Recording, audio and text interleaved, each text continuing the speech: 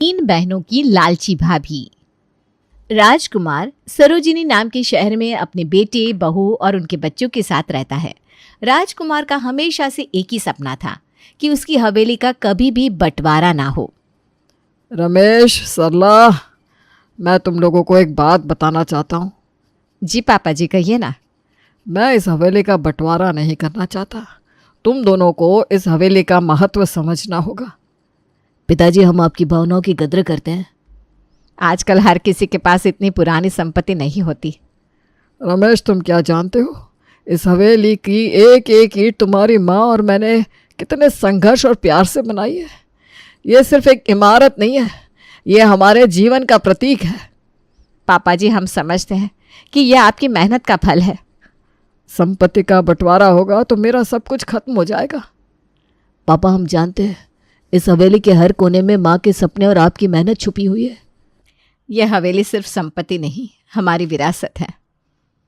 आपकी भावनाएं हमें समझ में आती है।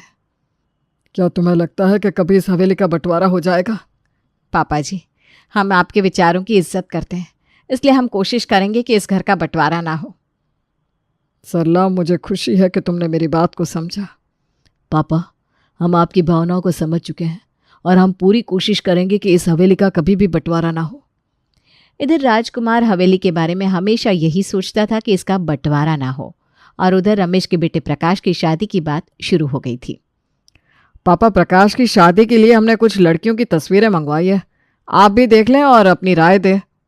अच्छा, लड़कियों की तस्वीरें, दिखाओ दिखाओ, मैं देखता हूँ मेरे पोते के लिए कौन सी लड़की सबसे अच्छी होगी।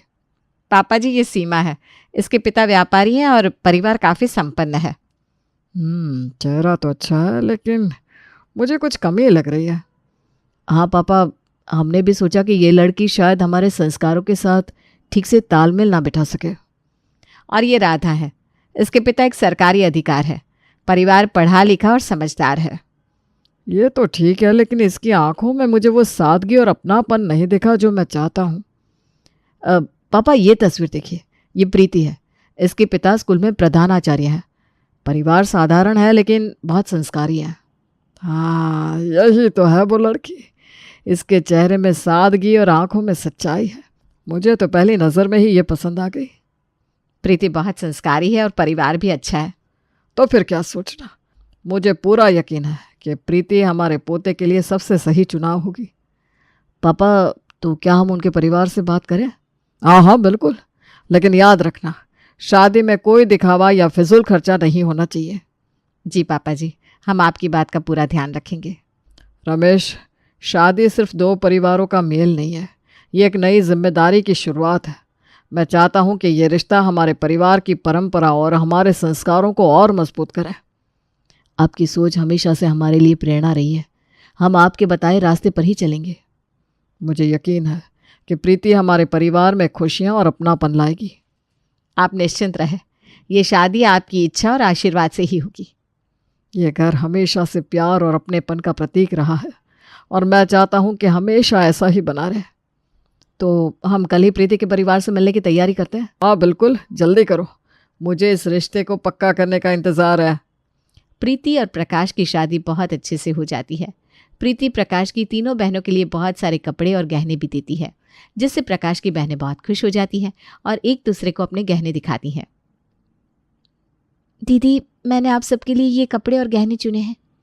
अरे वाह भाभी, ये सब हमारे लिए? आप तो बिल्कुल भी नहीं बताती कि इतनी तैयारी की है। भाभी, आप तो हमें सरप्राइज देना चाहती थी। अच्छा चलो जल्दी दिखाइए। हाँ, ये साड़ी कितनी खूबसूरत है भाभी। आपने तो मेरे पसंदीदा रंग का बहुत ध्यान रखा। मैंने सोचा था कि ये साड़ी तुम्हारे ऊपर बहुत अच्छी लगेगी। भाभी, ये हार कितना सुंदर है। आप हमारी इतनी फिक्र करती हैं। आप सब मेरी छोटी बहनें हैं। आपकी खुशी में ही मेरी खुशी है। ये तो मेरा छोटा सा तोहफा है। भाभी, ये छोटा नहीं है, ये तो बहुत खास है। देखो ये कंगन जैसे मेरे लिए ही बना है। अरे रानी, अपने गहने मत दिखा, मेरा ये झुमका देख कितना शानदार है। बस बस, दोनों तारीफ करना बंद करो, मेरा हार सबसे अच्छा है। आप सबकी खुशी देखकर मुझे बहुत अच्छा लग रहा है। भाभी, अब सच में ना बहुत खास है। हमें नहीं पता था कि हमारे घर में हमें इतना प्यार करने वाली भी कोई आएगी। हाँ भाभी, आपने तो आते ही हमारा दिल जीत लिया। अब तो हमें आपसे हर त्योहार पर नए तोहफे की उम्मीद रहेगी। अरे क्यों नहीं। क्या चल रहा है यहाँ? सब इतने खुश क्यों है? दादाजी देखिए, भाभी ने हमें इतने सुंदर गहने और कपड़े दिए हैं। भाभी तो हमारे लिए फरिश्ता बनकर आई है। प्रीति, तुम्हारा ये स्नेह देखकर मुझे गर्व हो रहा है। यही है हमारे परिवार की परंपरा, प्यार और अपनापन। दादाजी, ये तो मेरा कर्तव्य है। मुझे तो खुशी है कि ये सब मेरे परिवार को पसंद आया। अरे मैं भी हूँ यहाँ, मुझे भी कुछ तोहफा मिलेगा कि नहीं? ज़रूर पिताजी, घर के बड़ों का हिस्सा तो सबसे पहले है। पर ये खुशियाँ ज़्यादा दिन तक नहीं टिकी। आखिरकार घर में प्रीति को लेकर सबके दिल में मन मुटाव आने लगा था। प्रीति की हरकत एक लालची इंसान की तरह थी। प्रकाश, ये क्या चल रहा है? तुमने फिर से रानी को पैसे दे दिए? प्रीति, रानी ने कहा था कि उसे कुछ ज़रूरत है। मैं उसका भाई हूँ, उसकी मदद करना मेरा फ़र्ज़ है। फ़र्ज़? और मेरा क्या? क्या मेरा कोई हक नहीं है?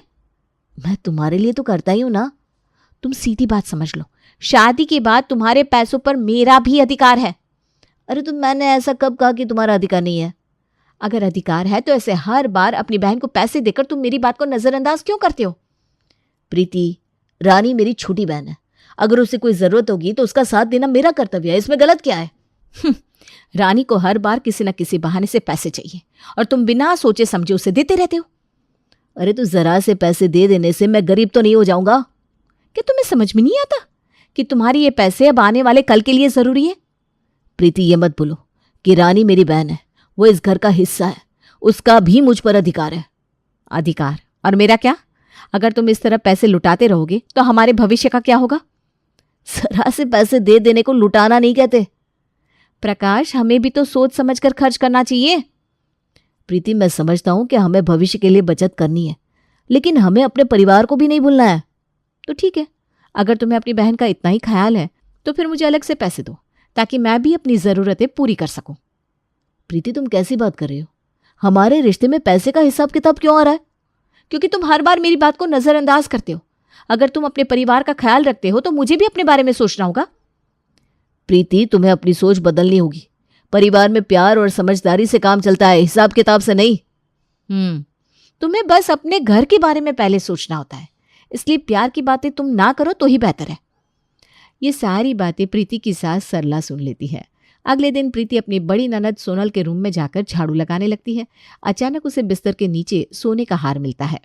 अरे ये तो सोने का हार है, इसे मैं अपने पास रख लेती हूँ। सुबह सुबह सोना मिलना बहुत शुभ होता है। अगले दिन सोनल घर में शोर मचा देती है। दीदी, ये सुबह सुबह क्यों हल्ला मचा रखा है? मेरे सोने का हार किसी ने चुरा लिया है। दीदी, इस घर में चोरी कौन करेगा? अपने रूम में ठीक से देखिए ना, हो सकता है आपको वहीं मिल जाए। 2 घंटे से ढूंढ रही हूँ, अगर रूम में होता तो अब तक मिल जाता। तुम्हारे सोने के हार में क्या पैर लगे हैं जो निकल के खुद बाहर चला जाएगा? दीदी आप बीच में ना बोले तो अच्छा होगा। मुझे तो ऐसा लग रहा है कि तुम्हारा हार कहीं भाभी ने तो नहीं चुरा लिया। हो सकता है। जिन्होंने हार दिया वो आखिर हार क्यों चुराएंगी? तुम ना अभी बहुत छोटी हो, तुम्हें समझ में नहीं आएगा। क्या पता इसलिए दिया हो ताकि पहले विश्वास जीत लो और फिर धोखा दे दो। हो सकता है ये आपकी गलतफहमी हो। मुझे पूरा यकीन है कि इसे भाभी ने ही लिया है। सोनल, तुम मुझ पर इतना बड़ा इल्जाम कैसे लगा सकती हो? मैंने नहीं लिया तुम्हारा हार। तो और कौन ले सकता है? आप ही मेरे कमरे में झाड़ू लगाने गई थी ना, और अब हार गायब है। मैं झाड़ू लगाने गई थी, चोरी करने नहीं। ये बात बिल्कुल साफ है, जब भाभी कमरे में गई तभी हार गायब हुआ। और क्या सबूत चाहिए? सोनल, बात को समझदारी से देखो। बिना ठोस सबूत के किसी पर आरोप लगाना गलत बात है। दादाजी, मैंने सोनल का हार नहीं लिया। बहू, अगर तुमने हार नहीं लिया तो तुम्हारे रूम की तलाशी ले ले। तलाशी की कोई जरूरत नहीं है। सोनल, ये लो अपना हार। ये हार मैंने नहीं चुराया था। देखा बा, आप सबने देखा, तलाशी के डर से हार खुद ही दे दिया। सोनल, तुम्हारी भाभी ऐसा क्यों करेगी? क्या तुम्हें लगता है कि उन्हें तुम्हारे हार की जरूरत होगी? मैं कुछ नहीं जानती, अब तो सबूत भी सामने है। सच तो यह है कि हार गायब भाभी ने किया था। सोनल, मैं तुम्हारी भाभी हूँ। मैंने हमेशा तुम्हें अपनी छोटी बहन की तरह माना है। ये सब दिखावे करने की जरूरत नहीं है। ठीक है, आप सबको जो समझना है समझिए, लेकिन सच बस इतना है कि मैंने कोई चोरी नहीं की। कुछ दिनों बाद ऐसा लगा जैसे घर का माहौल शांत हो गया है, लेकिन ये तो तूफान से आने वाले पहले की शांति थी। सोनल को एक सबूत और मिल गया था अपनी लालची भाभी की असलियत दिखाने का। भाभी, ये क्या सुन रही हूँ? आप हवेली का बंटवारा करना चाहती हैं? ये आपसे किसने कह दिया? वकील के पास प्रॉपर्टी के पेपर लेकर क्यों गई थी? मुझे पता था आप अपनी चालें चल रही हैं, लेकिन इस हद तक गिर जाएंगी ये नहीं सोचा था। प्रीति, ये सब क्या है? क्या ये हवेली तुम्हें इतनी ही पसंद आ गई कि तुम इसे बांटने की साजिश करने लगी? आप सब ये क्या कह रही हैं? मैंने ऐसा कुछ भी नहीं किया। झूठ मत बोलिए भाभी, मैंने खुद आपको वकील के ऑफिस से बाहर आते हुए देखा। हाँ, तो मैं वकील के पास गई थी। आपके पास प्रॉपर्टी के कागज थे, क्या इसे भी झूठ कहेंगी? हाँ, क्योंकि मैं वकील के पास इस हवेली के बंटवारे के लिए नहीं गई थी। तो क्या लेने गई थी? मिठाई बांटने? साफ साफ बताइए, वरना हम अपनी समझ से सच्चाई मान लेंगे। प्रीति, तुम्हारे जैसे लोग घर तोड़ने वाले होते हैं। हमने तुम्हें बहू बनाकर घर की इज्जत दी और तुम इस घर को तोड़ने की बात कर रही हो। आप गलत समझ रही हैं। कहते हुए भी शर्म आ रही है, पर उस दिन भी तुम प्रकाश से चंद पैसों के लिए लड़ रही थी। अरे वाह, कितनी अच्छी बहू बन रही हैं आप। हमें सब समझ में आ गया है, आप तो बस बहाने बना रही हैं। सोनल, मैं झूठ नहीं बोल रही। आप चाहे तो वकील से जाकर पूछ लीजिए। हमें किसी से कुछ भी पूछने की जरूरत नहीं है। सच्चाई यही है कि आप हवेली को तोड़ने की साजिश रच रही थी। प्रीति, अगर तुम्हारे इरादे नेक है तो ये बात पहले घर वालों के सामने क्यों नहीं रखी? वकील के पास अकेले क्यों गई? मैंने कुछ भी गलत नहीं किया। कुछ काम था तो मैंने सोचा ये काम जल्दी हो जाए, इसलिए वकील के पास चली गई। ये क्या हो रहा है? आप सब प्रीति पर क्यों चिल्ला रहे हो? आपकी प्यारी पत्नी वकील के पास प्रॉपर्टी के पेपर लेकर गई थी। वो हवेली का बंटवारा करना चाहती हैं। ये कैसी बात कर रही हो सोनल? प्रीति ऐसा क्यों करेगी? इसलिए ताकि वो इस हवेली पर अकेले राज कर सके। ऐसा नहीं है माँ, आप प्रीति के लिए गलत सोच रही हो। पहले सोनल का सोने का हार गायब हो गया, वो प्रीति के पास मिला। फिर तुझे वो रानी को पैसे देने के लिए मना कर रही थी और अब वकील के पास पहुंच गई। माँ, ये सब कैसे हुआ? मुझे तो कुछ पता नहीं है। सरला हर एक दिन की कहानी प्रकाश को बताती है। प्रकाश अपनी माँ को सबसे पहले उस दिन की बात बताता है जिस दिन प्रीति प्रकाश को रानी को पैसा देने के लिए मना कर रही थी। मुझे पता है आपको प्रीति पर गुस्सा है, लेकिन उसने जो किया उसके पीछे एक वजह है। कौन सी वजह? क्या बहाना बना रही है अब वो? प्रीति ने रानी को पैसा देने से मना इसलिए किया था क्योंकि रानी उन पैसों को सही तरीके से इस्तेमाल नहीं कर रही थी। क्या मतलब? रानी तो पढ़ाई के लिए पैसे मांग रही थी ना? नहीं, रानी ने कहा था कि उसे पैसे पढ़ाई के लिए चाहिए, लेकिन असल में वो पढ़ाई छोड़कर अपना सारा समय फ़ोन पर नई नई फैशन वाली ड्रेस देखने में बर्बाद कर रही थी। वो उन ड्रेस को मंगवा रही थी जो उसके किसी काम की नहीं थी। क्या? रानी ऐसा कर रही थी? हाँ, प्रीति ने रानी से कई बार कहा कि वो पढ़ाई पर ध्यान दे और पैसे सिर्फ ज़रूरत की चीज़ों पर खर्च करे, लेकिन रानी ने बात नहीं मानी। तो प्रीति ने पैसे देने से मना इसलिए किया था? प्रीति ने रानी की भलाई के लिए ऐसा किया। वो चाहती थी कि रानी पढ़ाई पर ध्यान दे और अपने भविष्य को लेकर गंभीर हो। ओह, मैंने उस दिन आधी बात सुनकर उसे ही सच समझ लिया। मुझे जाकर पूछ लेना चाहिए था। मैंने बिना बात जाने प्रीति को दोषी ठहरा दिया। माँ, प्रीति ने हमेशा इस परिवार के बारे में ही सोचा है। तभी राकेश अपनी बेटी से कहता है, बेटा, अपनी माँ को ये भी बता दो कि वो सोने का हार प्रीति ने चुराया था या नहीं।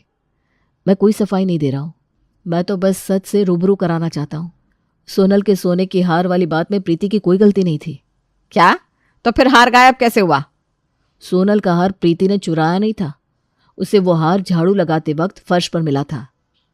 क्या? तो उसने सोनल को लौटाया क्यों नहीं? प्रीति ने उसी दिन मुझे बताया था, लेकिन उस समय सोनल घर पर नहीं थी। अरे तो प्रीति तुम्हें हार देती थी या मुझे दे देती? प्रीति ने हार को एक सुरक्षित जगह रख दिया और सोचा कि वो बाद में सोनल को लौटा देगी। तो फिर उसे सोनल को बताना चाहिए था प्रकाश, उसने ऐसा क्यों नहीं किया? माँ, प्रीति के दिमाग से ये बात काम की वजह से निकल गई। अगर ये सच है तो सोनल को अपनी भाभी से माफी मांगनी होगी। माँ, प्रीति जानबूझकर सोनल को परेशान करना नहीं चाहती थी। जब सोनल ने हार के गायब होने की बात की तो प्रीति खुद चौंक गई। तो प्रीति ने जानबूझकर कुछ नहीं किया? नहीं माँ, आप प्रीति को गलत समझ रही हैं। उसने मुझे ये बात उसी समय बताई थी, लेकिन अफसोस सोनल ने बिना बात जाने उस पर इल्जाम लगा दिया। मैंने भी प्रीति पर शक किया और उसे डांट दिया। मुझे लगा था कि वो सोनल को चोट पहुंचाना चाहती थी। प्रीति ने कुछ गलत नहीं किया माँ, वो तो परिवार का भला चाहती है, लेकिन उसे गलत समझा गया। तभी वहां वकील किरण पहुंच जाती है और प्रीति से कहती है, प्रीति, आपने जो पेपर्स दिए थे वो रेडी हो गए हैं। अब क्या कहोगे प्रकाश? अब तो आपकी पत्नी की वकील भी आकर पेपर दे रही है। सीमा दीदी, ये कोई प्रॉपर्टी के पेपर्स नहीं है। ये पेपर्स मैंने दादाजी और मम्मी जी और पापा जी के हेल्थ इंश्योरेंस के लिए बनवाए हैं। सीमा को गुस्सा आ जाता है और वो वकील की पेपर पर हाथ मार के हवा में उछाल देती है, जिसे राजकुमार पढ़ लेते हैं।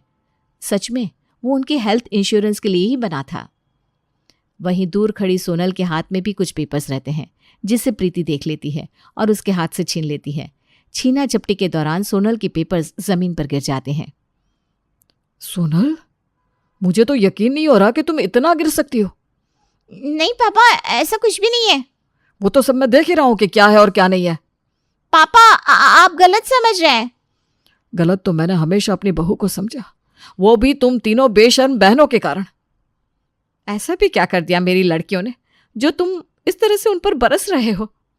तुम्हारी ये बेशर्म लड़कियां घर का बंटवारा करना चाहती थी और सबकी नजरों में अच्छी बनी रहे, इसलिए उन्होंने अपनी भाभी को निशाना बना लिया। राजकुमार और घर के सभी सदस्य हैरान रह गए थे। सबको सच पता चलने के बाद सबने प्रीति से माफी मांगी और रमेश अपनी तीनों बेटियों को हॉस्टल में पढ़ने के लिए भेज देता है।